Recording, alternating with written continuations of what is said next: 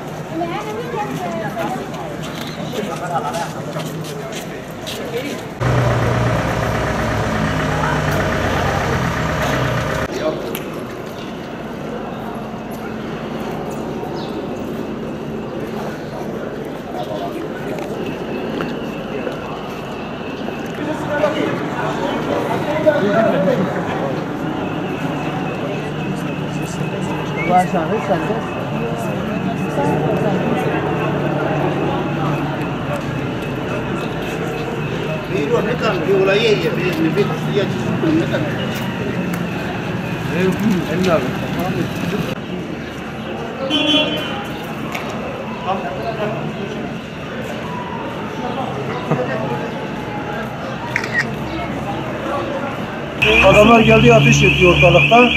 Hiç kimse de gelmedi. Biz herkes kalktı, herkes dükkanı kapattı, çekip gittiler.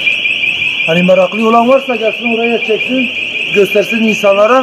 İnsanlar görsün ne olduğunu. Diyarbakır'da sahipsiz olduğunu herkes görsün. Evimize gidiyoruz. Bu saatten sonra ne yapacağız?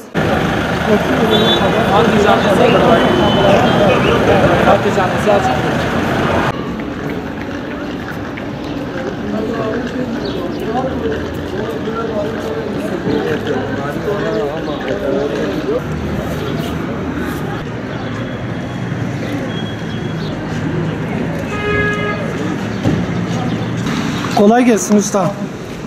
Nereye gidiyorsunuz şu an? Valla bilmiyorum, kaçacağız gideceğiz. Kaçacaksınız, neden? Ya mahallemizde mahvoldu.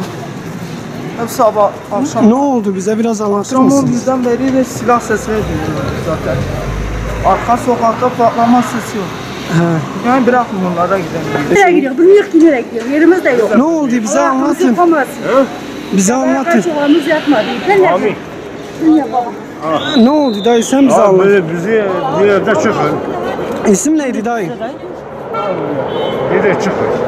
Nereye gidiyoruz? Misafirliğe gidiyoruz. Geçici yoksa kalıcı? Ona şu anlık kalıcı. Kalıcı nerede geçiyor? Yok.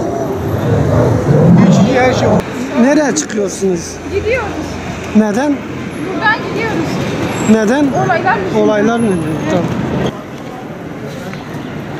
Geçmiş olsun, nereye gidiyorsunuz?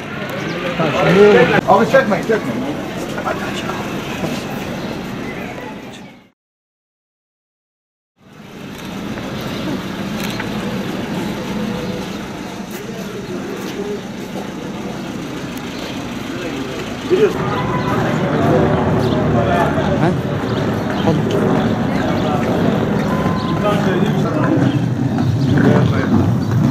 Devletin bir ayak atması lazım.